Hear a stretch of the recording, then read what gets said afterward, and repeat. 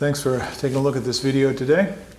I hope you get something out of it. I'm putting a lot of work into this, and you realize by now this is number 41 from the Melodious Etudes for Trumpet book, and there are 54 of them, so we've gone a good ways through the book.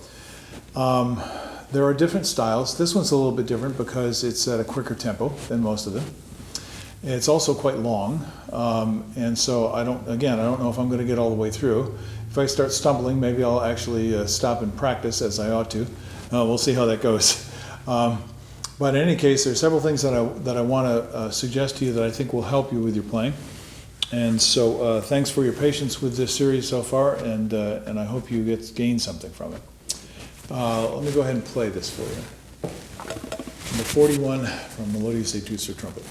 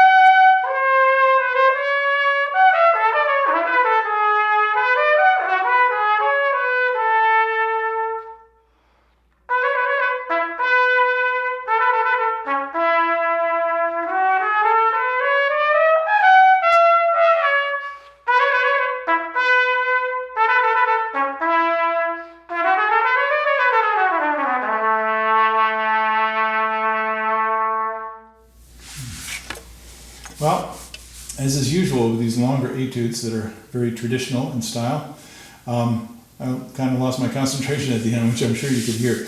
A lot of times when I'm listening to a student playing a lesson, I can often hear when their mind is distracted by something, and it comes out in the result that's coming out of the horn. It's pretty easy to hear. So I'm sure you heard some of that stuff. But let's put that aside and see if I can, my whole point in doing these is to try and help you to overcome some of these problems. So this has got a few spots in it that are pretty slippery, you might say. And so it's really good to try and find ways to practice that you can start to feel more confident and gain greater control. And I hope later on to do a series of things that are even more how-to than these, getting into the physical mechanics of things, because I know a lot of you are interested in that. I haven't figured out quite how to do that yet because it's quite a difficult task, but that's where I hope to be going with these. Now, there's a lot of breathing stuff. I didn't manage my breathing too well in this, but I want to go to one spot that I think may give a lot of players a challenge, and there are many reasons for it, and then how to practice it. So this is the pickup 2, bar 22, and it moves around a little bit.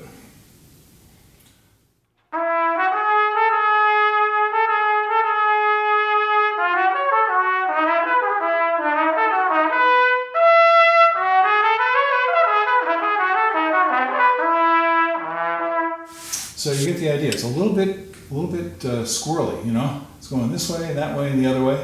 And that kind of thing, I'm thinking of, I actually might do a video on this too.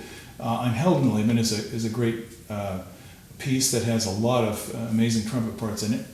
And the first E-flat trumpet part in Unheldenleben has a famous solo from the battle scene, which is extremely angular and very loud and very forceful.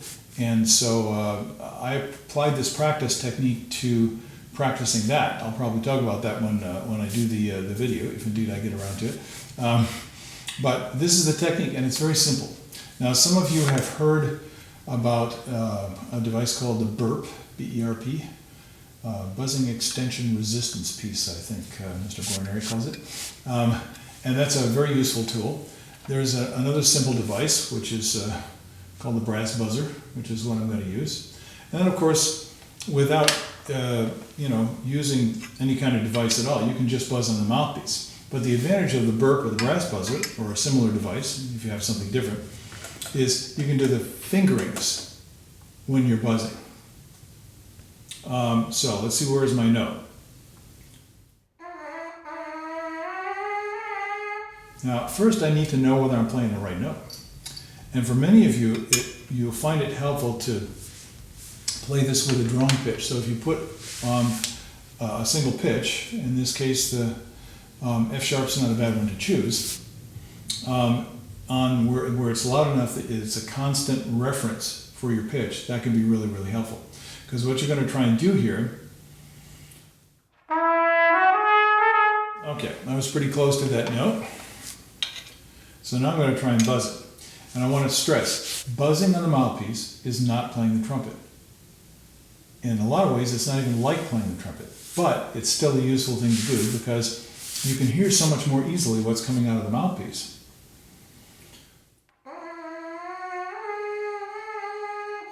A little stiff.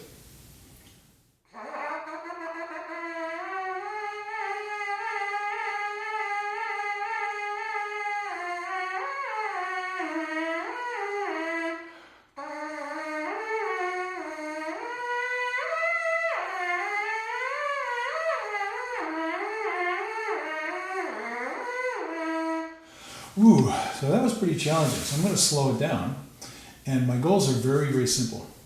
If this is too difficult, I'm just going to try it, and I haven't buzzed for a while, so.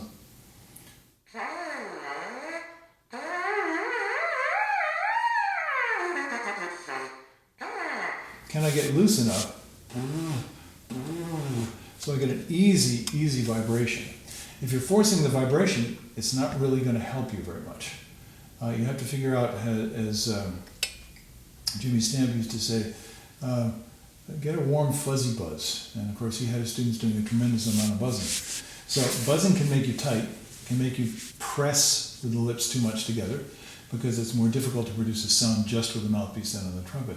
But it also makes it easier to feel. So, and it makes it easier to hear, as I said, because the sound is coming right out the end of the mouthpiece, and it's closer to your face. So you'll notice I'm trying to play the pitches.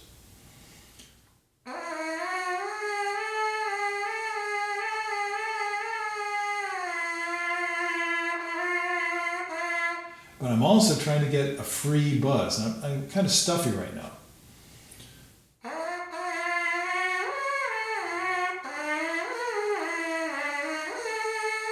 Yeah, a little rough.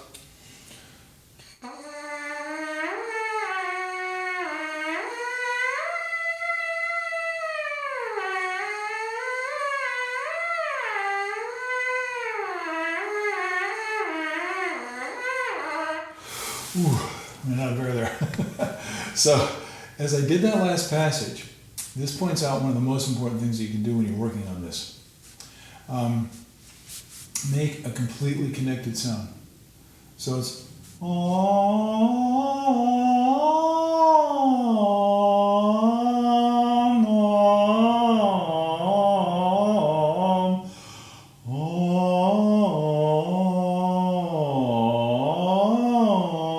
when we play the trumpet with the valves banging up and down, and with the feeling of the slots, as we say, in the horn, we have a feeling that we're kind of fighting against this resistance. And what you're looking to do is blow gently and authoritatively through the resistance, past the resistance, not to fight against it.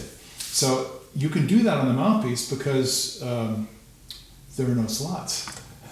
Now, I know I've said this before if you watched other episodes, but if I were practicing this, that's exactly the way I would work on it. At least one of the many ways I would work on it.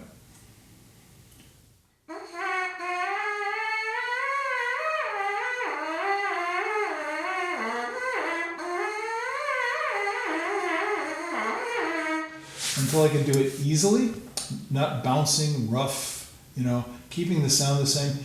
The test is, does it feel like you're simply buzzing one steady pitch? If that's the way it feels, you're doing it correctly. Then listen, are you actually in the center of each of the pitches of those notes? That's where your drone helps you out. So, if you're working with a teacher, I'm sure that you've been working on this kind of stuff, because this is kind of standard practice technique. But where I use it is when it starts to get bumpy and I feel that my lip is trying to hold on to each note instead of remaining stable, and I'm just blowing the line and my lip is just along for the ride. That's what you're trying to cultivate here. So there's a ton more in this that is quite challenging. But one thing I'll point out right away is this would be so much easier if it were in a different key. So sometimes we think that it's a finger problem, and sometimes it is. But sometimes it's that we tighten up because our fingers are having trouble with it, or we're having trouble for another reason. So I'm just going to play, pick up to bar 32. And so it goes like this.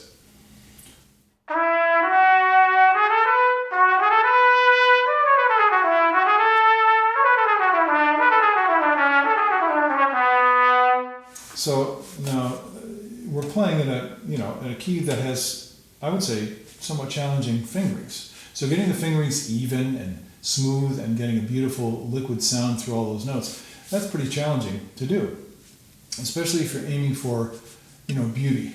If you're just trying to get the notes, that's not so difficult to do. But if you're trying to be graceful with it, then it can be quite challenging. But what if I just go up a half step?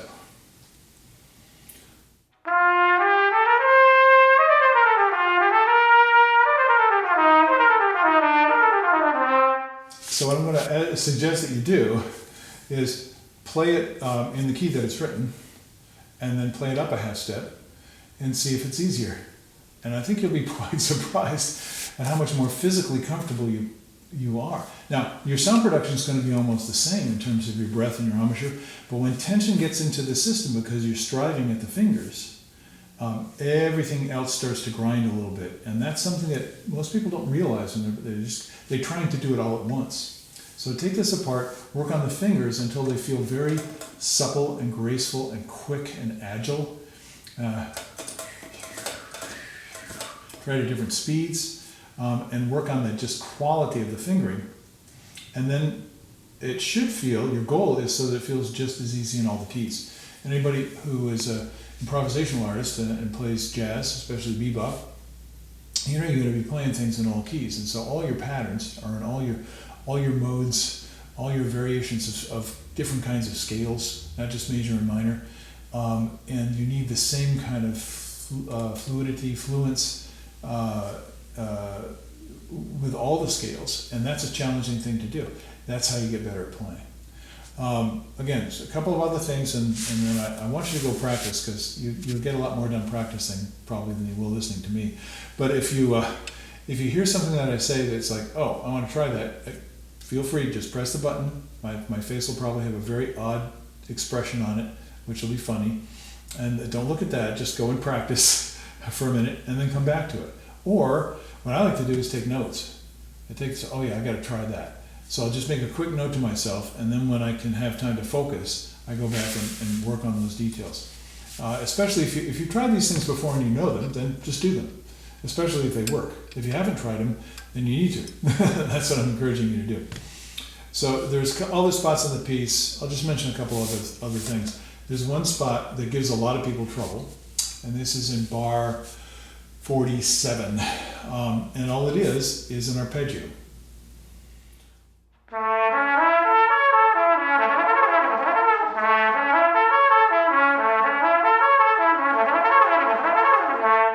can see there's a fingering in there, so there's timing involved, but there's also a fair amount of lip slurring in there. And I think that's what gives people problems. So this would be another good thing. If you're stuck on that, instead of pounding away at it in that key, do it, instead of B major, change it to different keys. Some are going to be easier than others. Then you can work on the ease of the physical execution and the beauty of the sound. And then when you come back to this in B, you have something to compare it to. Another bit of advice when you're working on this is, you heard me do it. I'm changing the speed.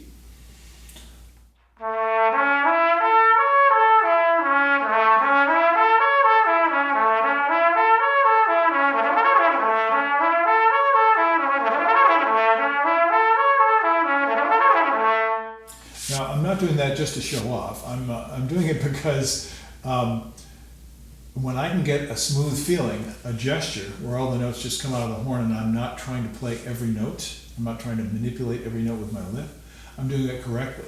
And a way to test that is play it very fast. So that's exactly what I was doing.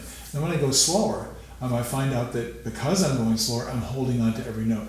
I hope you recognize some of these things in your playing, because that's going to be the great advantage of working on this stuff. Is like, oh yeah, that's what I'm having trouble with, and I'm just giving you a few suggestions of the many possibilities of how you can work on it. Now there's something else that's a little confusing to me in this. I know I said I was going to let you go pretty soon, but I'll mention this because I haven't still decided what to do. For example, if you look at the third line, there's the first two notes of the 16ths, it's a whole group of 16ths, continuous, are tied, and then the next ones aren't, and then there's like a slur marking over the whole group of 4. I don't know what that means. So, that means I get to decide. There's no conductor. I'm looking at the music and say, what do I want to do with that? So what I'll do is experiment with it.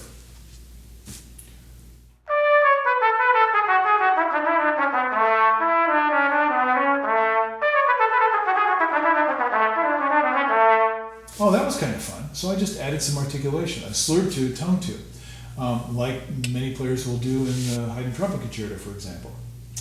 Da da da da da da da da da. Same idea. Or I could just slur them all. I think that's what I did.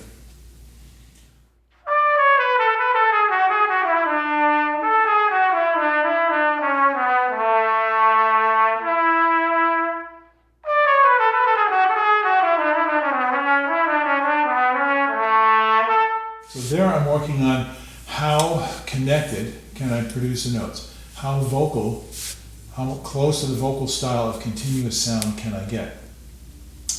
So play around with these things. At the end, to change the subject here, bar 51 you see some accents. And those are the first accents that we've seen in the piece. Again, this is musical interpretation. So I would do something like,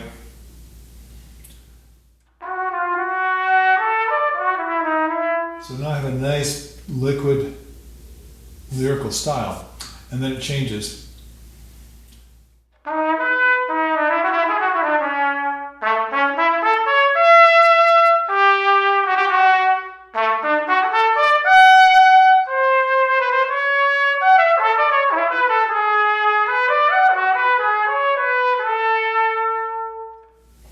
So these are things to play around with.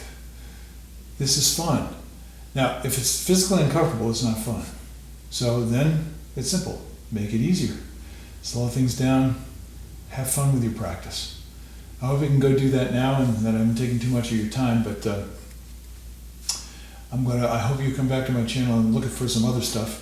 There are going to be plenty of Bordogni etudes, and I don't know if I'm going to go through the whole book or not. If you can stand it, maybe I will. So have a great day, and I'll see you the next time. Bye-bye.